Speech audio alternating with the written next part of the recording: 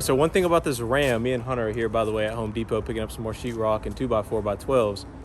One thing about this Ram my F-250 didn't have is the air suspension. So as soon as you open up the door, the truck auto levels itself out. Really? Yep.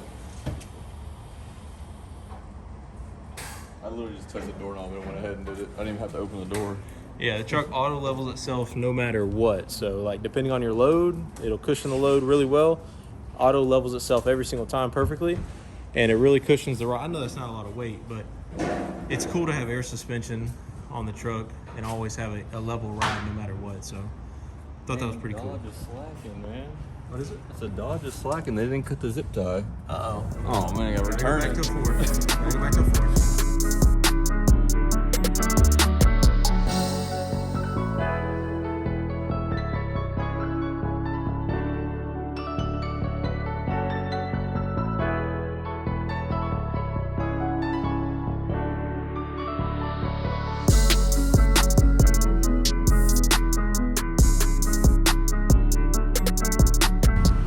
I feel like I literally live at Home Depot, but when you're building a project or you're dealing with contractors, there's constantly things that need to be bought. So I think it's episode 7. I hope you guys are enjoying the build, and we have been getting after a lot to update you on once we get back to the shop. That should just about do it for today. It's early in the morning. We're headed to the shop now, and I'm gonna update you on why I had to fire my first contractor so far in this shop build. Nice guy, very nice guy, but the work was subpar to say the least. So let's show you what he did and why I am currently paying another guy.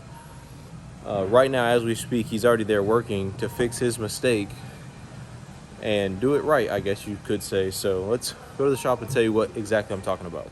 Alrighty guys, a few things to update you on. We got the door people here right now finishing up the flashing on the door.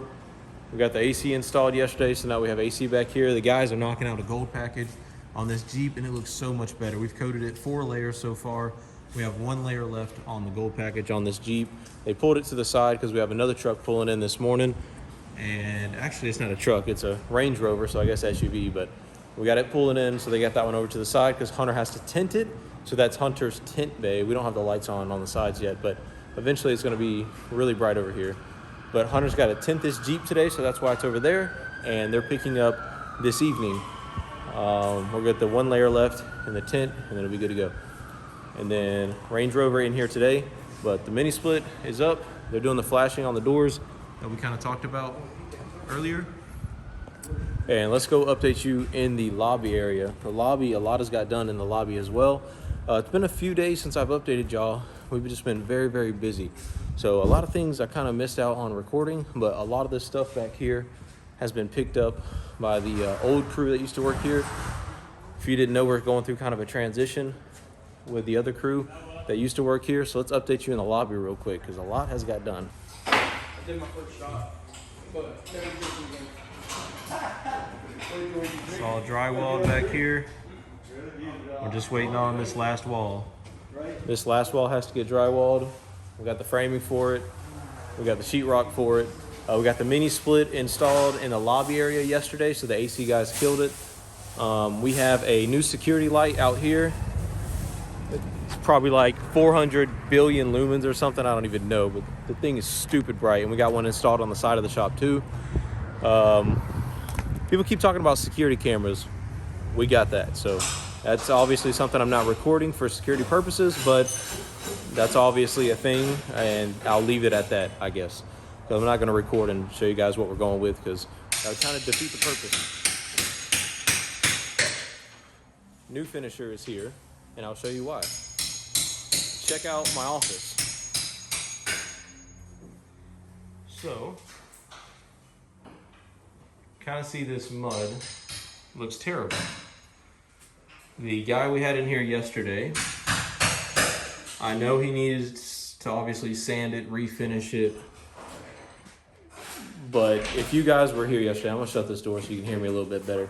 If you guys were here yesterday, you would understand why he had to get fired.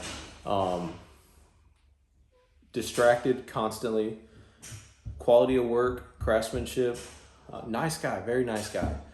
But was in the bathroom a ton, like more than he was working. I'll leave it at that. I'll let you decide what he was doing. I don't know, but I'll let your mind wander. And I'm not gonna make any accusations either. So I'll leave it at that, but not trying to get sued. But you can see the quality of craftsmanship is just subpar completely. So we hired a new finisher that, I don't know if you guys just seen him, but he's out there working right now. And we'll kind of keep an eye on him too, but his reputation is good, so I have very good confidence that he's gonna do a better job. The other guy I kind of met through a mutual friend. You know how that goes sometimes, and it just did not end up well. All you finishers can probably look at this and throw up. And I mean, it's not like he was like, oh yeah, I'm gonna, come back and finish this or whatever. He was thinking that he could just sand it real quick and it'd be good, and obviously it's not. Hopefully it's showing up on camera as well as you can see it in person, but you would have to sand this, re-mud this, pretty much do the job multiple times, which I know you have to do to a certain extent, but this isn't gonna cut it. I know you have to sand and re-mud, to get it perfect or whatever, but you can obviously tell the craftsmanship is not there. No matter how many times he sands and muds this thing, we're just gonna dig ourselves in a deeper hole and cost my new guy more time, which cost me more money. So we had to, hey man, great dude, it just ain't working out. So that's the story behind that. Y'all, be sure to wish Richie a happy birthday. He's finally a man. He's 21 years old now. Man, You better tell him, Richie. I was already a man. What are you talking about? Tell him I'm a man. I'm a real man now. Oh, so that's why you had your first drink. Yep. You had your first drink last night? Yeah, I threw up. What'd you drink? It's like whiskey, like black velvet whiskey. Uh-oh. I took a shot of it, almost threw up. Nice. You're a grown man now. Look at this grown man. He walked in this morning with his chest poked out a little bit, and I was like, Richie, calm down. No, I'm just kidding. He didn't do that, but nah. Richie's a grown man now. He was the last one that wasn't 21 in the shop. So now that he's 21, we got a grown man shop going on. But Dennis has been knocking out this drywall, getting it ready for the finisher. So everything's going very well. So we got Will in here fixing the drywall mistake right now, and he's probably hating his life and wishing that he didn't come to this job site today. But we're wishing him good luck. We'll leave him alone. And he's got his work cut out for him today, that's for sure. But he's trying to fix it up and get it done right. And I'm glad we just stopped him before he got too far along. Let's show you guys outside in the AC unit, how we mounted it out here. I don't know, maybe some of you guys are curious, how exactly does a mini split get mounted? We went with a Westinghouse mini split out here. Let me know what you think about Westinghouse down below. The AC guy recommended it. He said it's a good brand, always done good for him. Let me know what you think down below, but their mini split unit is supposed to be pretty good with a great warranty. So if there is an issue with it, then we just get a warranty. It's easy to fix. But this is how we mounted it out here. We wall mounted it on the side of the building. So if you kind of wanted to know how we mounted the mini split, that's kind of how we did it. I'll show you the one on the other side too. So this is the one that's in the back of the shop, the mini split. And they mounted it pretty much the same exact way, same Westinghouse unit. And it looks pretty good. They do a really good clean install. The AC guy I use is excellent. He does obviously a really good clean job, and that's what we want. So let's go back inside the shop. Customer's about to drop off that Range Rover, so we need to check it out and get it inspected.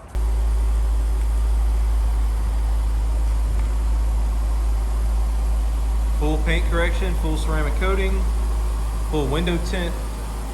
We just prepped it, just washed it. Now we're gonna start our paint correction. We did a clay bar, iron decontamination.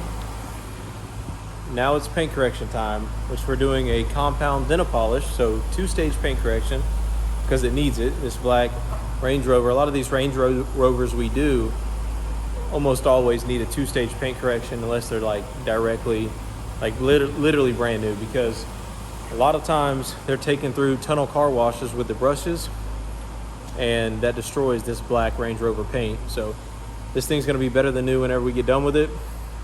Can't wait to see when it's done, so I'll keep you guys kind of up to date. But show you a light real quick so you can see what I'm talking about. All the swirls and scratches in this paint, we're gonna get those all out.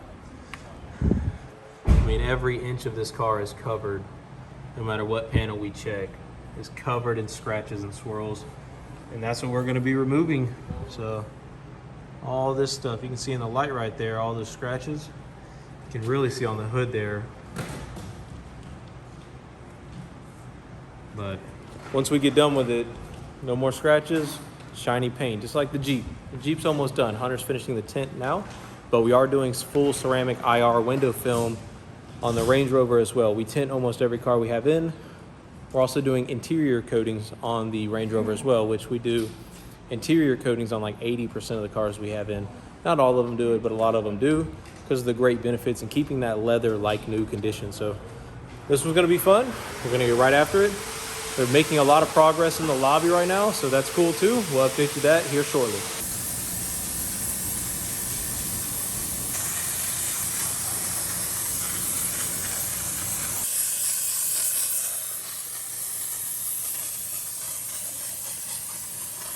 So let's update you in the lobby. A lot got done today, and I know a lot of you were cringing when the original guy, hence why we fired him, was not staggering these boards, but the new guy staggers boards, so it looks really, really good. Around the window looks really good. He taped everything today.